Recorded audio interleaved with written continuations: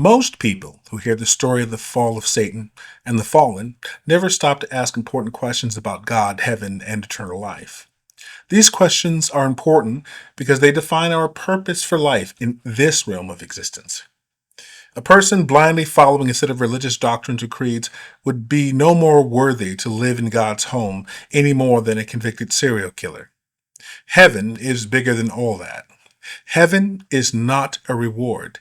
Heaven is an invitation to live in the presence of God in a family relationship based on trust and free will.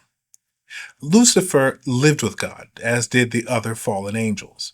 They were constantly in his presence, and yet, even in his presence, they came to disagree with God. It was not an isolated incident, but a group incident. We don't have an exact count, but a fair number of the angels, from discussions among themselves, decided they did not want what God had to offer. They wanted to embrace another way. That way led them being cast out. Even more, God, being a God of love, must have been deeply affected by the loss of so many souls he loved. It is that loss that leads us to this current way of life, to be raised apart from God's presence only to learn to desire to remain in his presence for all eternity. And at the end of the day, the central lesson of Satan's choice is that seeing is not believing. The fallen saw God anytime they desired, yet they lost their belief in him. Our journey in this realm is to learn to believe so that we can learn to clearly see. We are born weak and defenseless, relying entirely on the love of our parents to sustain us until we are able to learn to struggle through lives on our own. We are separated from the face of God and are condemned to experience God through faith alone.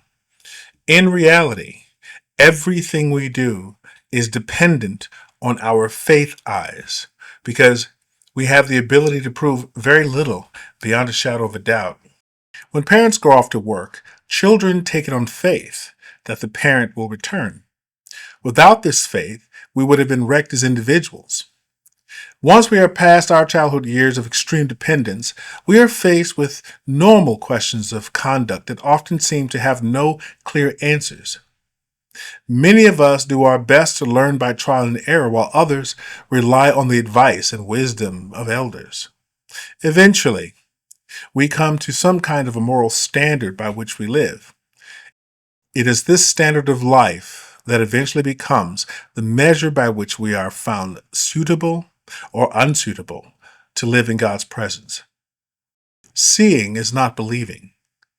Believing is seeing. When we believe in a way of life, it guides our steps and the steps we take to find the person we become. The fallen lived in God's presence, but they did not see him. The heart of the Revelare, the revealing, is that we must first see God before we are allowed to be with God. The reason I wrote this book is to give you some insights on how to successfully make that journey to God. Without this heavenly character and love, no one makes it to heaven regardless of religious creed or lack thereof.